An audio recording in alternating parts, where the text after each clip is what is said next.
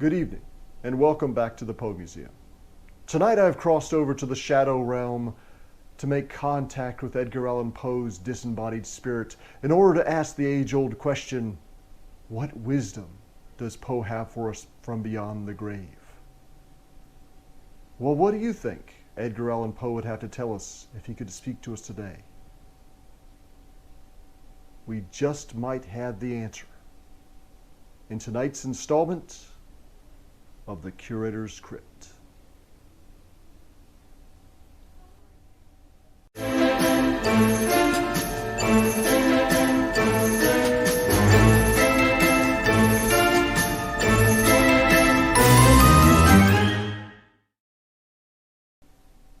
This play might just contain our answers.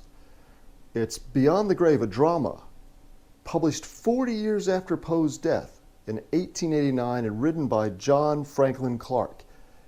It was donated to the museum in the 1920s by the author.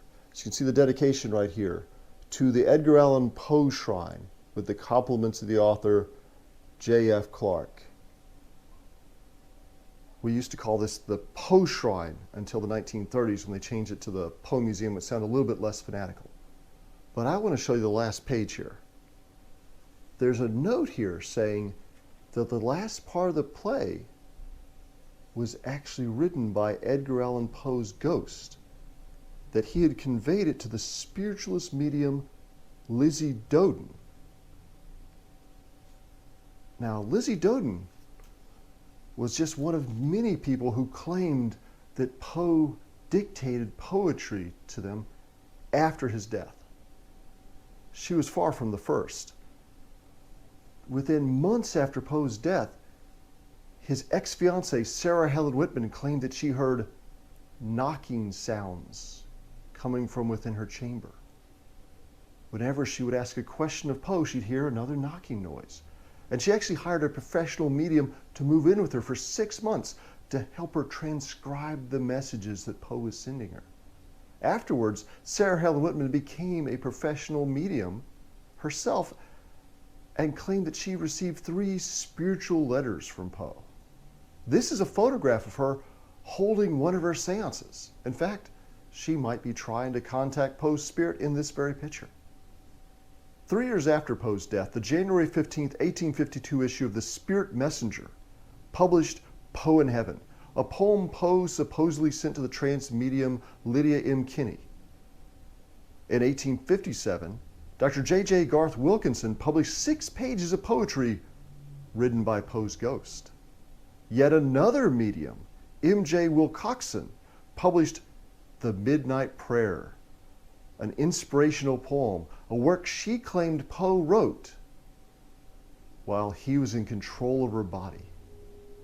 As she explained in the preface, an intelligence purporting to be Poe has a number of times controlled my organism, both in the trance and the impressional state.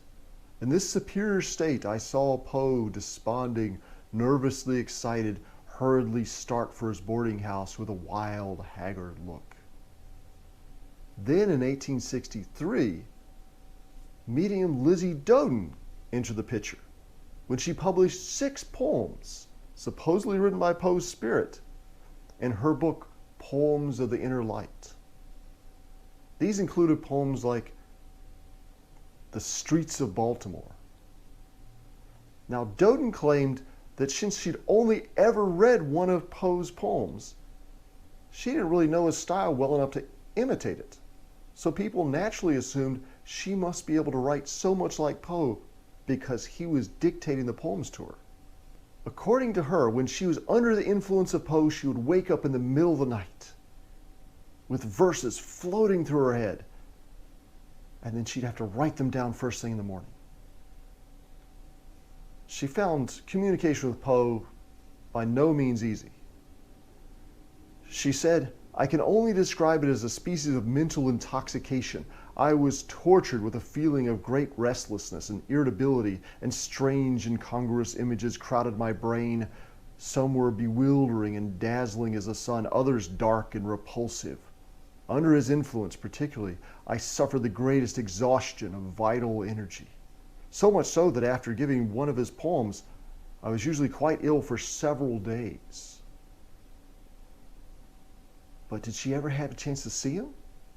Well, she actually claims she saw Poe's ghost.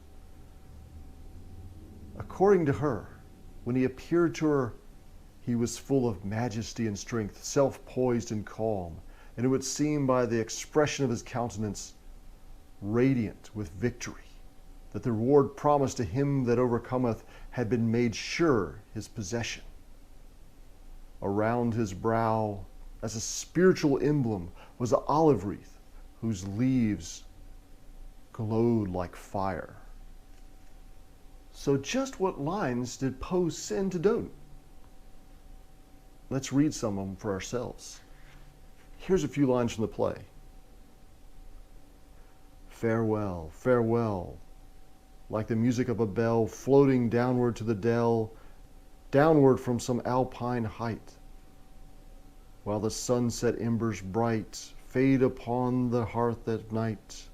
So in my spirit voiceless, breathless, indestructible and deathless, from the heights of life Elysian, gives to earth my parting song, downward through the starlit spaces, unto earth's most lowly places, like the sunborn strains of Memnon.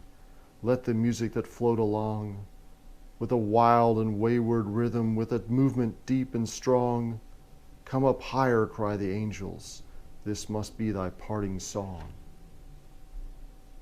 So what do you think? Does that sound like Edgar Allan Poe would have written it? Let us know down in the comments. Well, thanks for joining us this week. And if you'd like to help us preserve precious Poe pieces like these, why not become a patron at patreon.com/PoeMuseum. And until next time, I'll leave you with more gratuitous footage of the Poe Museum cats.